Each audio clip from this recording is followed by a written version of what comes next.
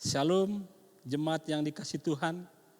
Kembali kita bersekutu dalam ibadah keluarga di hari Rebu 24 Maret 2021. Di rumah kita masing-masing. Jemaat yang dikasihi Tuhan, pembacaan Alkitab pada ibadah keluarga hari ini terambil dari kitab Injil Matius pasal 23 ayat 13 sampai 15.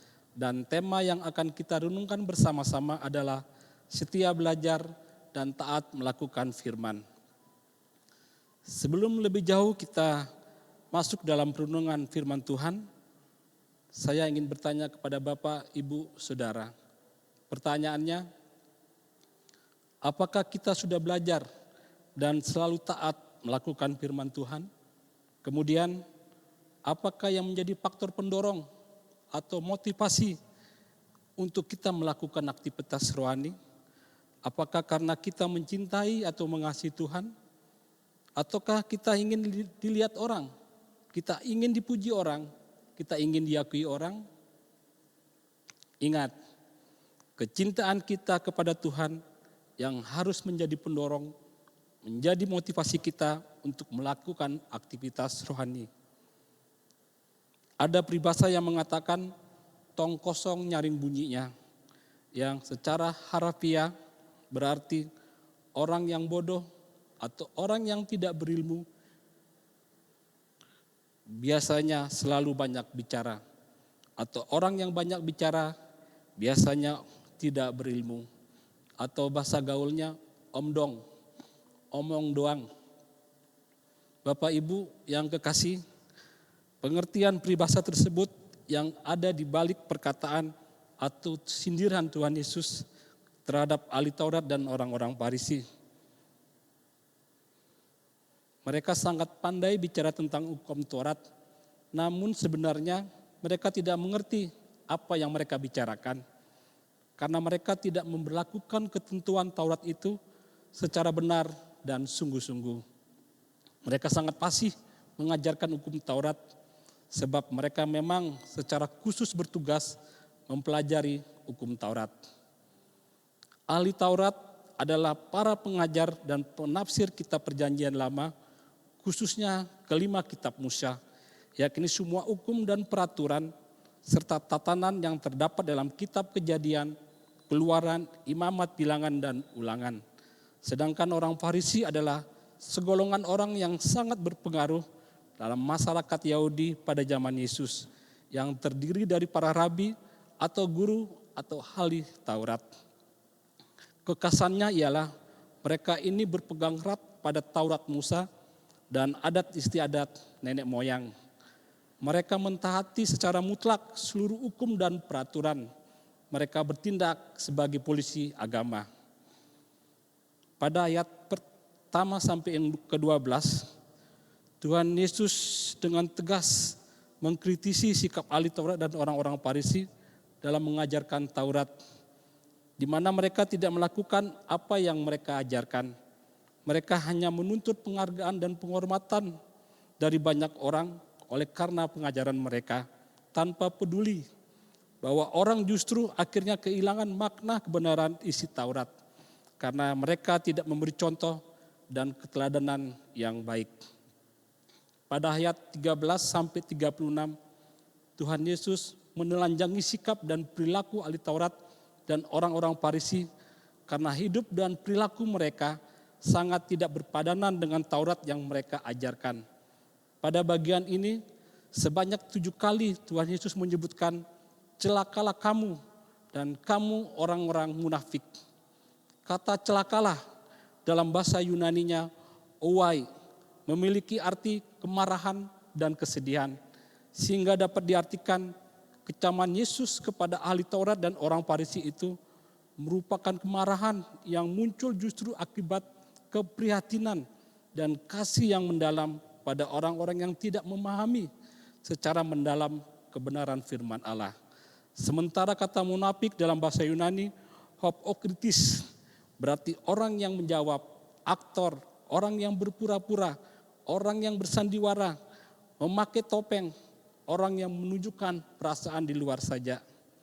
Sehingga dapat dimengerti kecaman Yesus kepada ahli Taurat dan orang-orang Farisi itu menunjuk pada sikap mereka yang seperti aktor, pemain sandiwara. Bagi Yesus, seluruh pengajaran mereka tentang hukum Taurat hanya meliputi ketaatan lahiriah. Namun di hati mereka terkandung keangkuhan, iri hati, kebencian, dan keegoisan. Sehingga kesalehan mereka hanya menjadi topeng yang menutupi kedegilan mereka. Orang munafik adalah orang yang bermuka dua. Mereka kelihatannya melakukan hal yang baik dan sikapnya sangat baik di depan orang-orang. Namun di belakang orang tersebut menunjukkan sikap yang sebenarnya yang sangat bertolak belakang.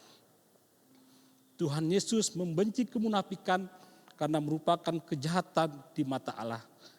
Mazmur 26 ayat yang keempat. Pada ayat yang ke-13 sampai 15 dari bacaan kita hari ini, ada 3 hal penting yang menjadi kemarahan atau kecaman Tuhan Yesus terhadap ahli Taurat dan orang-orang Farisi. Yang pertama, mereka menutup pintu-pintu kerajaan sorga. Ayat yang ke-13 saya bacakan. Celakalah kamu, hai ahli Taurat dan orang-orang Farisi, hai kamu orang-orang munafik, karena kamu menutup pintu-pintu kerajaan surga di depan orang, sebab kamu sendiri tidak masuk dan kamu merintangi mereka yang berusaha untuk masuk. Kiasan menutup pintu diartikan sebagai suatu keadaan di mana ahli Taurat dan orang-orang Farisi sedang memegang kunci pintu, yaitu firman Allah dan penafsirannya untuk membuka pintu surga. Namun bukannya mereka membuka, malah mengunci pintu itu sehingga banyak orang tidak bisa masuk. Maksudnya adalah hidup dan perilaku mereka menyebabkan orang lain tidak dapat bertemu dan mengalami kasih dari Allah. Ahli Taurat dan orang Farisi menganggap diri sebagai orang yang paling mengetahui hukum Taurat, sehingga mereka menganggap diri sebagai pemegang kunci kerajaan surga. Padahal mereka sendiri tidak hidup dalam ketetapan hukum Allah, sehingga pengajaran mereka tidak mudah dipahami pendengarnya, karena sikap dan perilaku mereka itulah yang merintangi orang lain untuk taat pada kehendak firman Tuhan. Hal yang kedua yang membuat kemarahan Tuhan Yesus kepada ahli Taurat dan orang Farisi adalah mereka membuat orang lain menderita dan menutupinya dengan kesalehan. Kita baca di ayat yang ke-14. Celakalah kamu, ahli Taurat dan orang-orang Farisi, kamu orang-orang munafik, sebab kamu menelan rumah janda-janda, sedang kamu mengelabui mata orang dengan doa yang panjang-panjang. Sebab itu kamu pasti akan menerima hukuman yang lebih berat. Yesus mengkritisi para ahli Taurat dan orang-orang Farisi karena sebagai orang-orang yang terhormat, seharusnya mereka melindungi orang-orang lemah. Namun justru mereka memanfaatkan orang-orang lemah seperti janda-janda untuk kepentingan diri sendiri. Janda-janda adalah kaum perempuan yang berada dalam keadaan paling lemah. Dengan perkataan lain, ahli Taurat dan orang-orang Farisi mengambil keuntungan dari keadaan janda-janda dan merampas rumah serta harta benda mereka. Kata menelan merupakan kata kiasan yang berarti mencuri atau menggelapkan uang serta harta orang lain. Ahli Taurat dan orang Farisi mengucapkan doa yang panjang-panjang untuk membuat kesan yang baik. Padahal kenyataannya mereka menipu janda-janda untuk merampas harta benda mereka. Doa yang panjang sesungguhnya tidaklah salah jika dilakukan dengan tulus dan motivasi yang benar. Namun doa yang panjang itu menjadi salah kalau dijadikan alat untuk kepentingan diri sendiri seperti dianggap saleh. Dalam banyak kali firman Allah menekankan perhatian kepada para janda sebagai wujud belas rasa kepada mereka yang lemah. Hampir di setiap doa syafaat selalu kita mendoakan untuk janda-janda agar diberikan kekuatan, sukacita dan berkat. Tetapi berbanding terbalik dengan ahli Taurat dan orang-orang Farisi. Mereka menempatkan diri sebagai pengajar, namun mereka sendiri justru mengabaikan bagian penting dalam firman Allah. Lalu untuk menutupi kebobrokan mereka mencoba mengelabui orang banyak dengan doa yang panjang di depan orang banyak. Hal yang ketiga yang membuat kemarahan dan kecaman Tuhan Yesus kepada ahli Taurat dan orang-orang Farisi adalah gigih menghancurkan orang lain. Di ayat yang ke-15 saya bacakan. Celakalah kamu, ahli-ahli Taurat dan orang-orang Farisi, kamu orang-orang munafik, sebab kamu mengarungi lautan dan menjelajah daratan untuk mentobatkan satu orang saja menjadi penganut agamamu. Dan sesudah ia bertobat, kamu menjadikan dia orang neraka yang 2 kali lebih jahat daripada kamu sendiri. Yesus menghargai semangat orang Yahudi menjadi misionaris dengan mengarungi lautan dan menjelajah daratan. Tetapi Yesus mencelah hasil pelayanan mereka, di mana orang-orang yang dilayaninya bukannya berubah menjadi semakin baik, tetapi malah semakin buruk. Mereka dengan semangat atau gigih berusaha menjadikan orang yang bukan Yahudi percaya pada ajaran agama Yahudi. Mentobatkan berarti membuat orang kembali ke jalan yang benar atau hidup benar. Namun kenyataannya menjadikan dia orang neraka atau penghuni neraka yang 2 kali lebih jahat dari orang yang mengajarkannya. Ahli Taurat dan orang Farisi adalah orang-orang yang gigih menyesatkan orang lain dengan pengajaran yang tidak sejalan dengan perilakunya.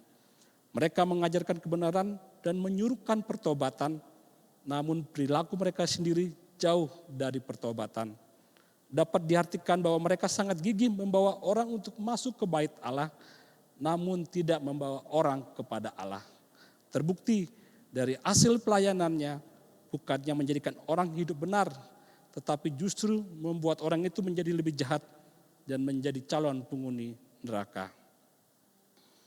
Bapak, Ibu, Saudara yang dikasihi Tuhan kita Yesus Kristus, teguran dan sindiran Tuhan Yesus kepada ahli Taurat dan orang-orang Farisi, sesungguhnya di dalamnya terkandung nilai yang mulia, yaitu kasih Allah yang begitu besar. Yesus dalam kasih yang agung mengendaki gerejanya untuk tidak mengikuti ahli Taurat dan orang-orang Farisi itu, agar mereka tidak terjebak pada kesalehan yang menyesatkan, kesalehan yang palsu.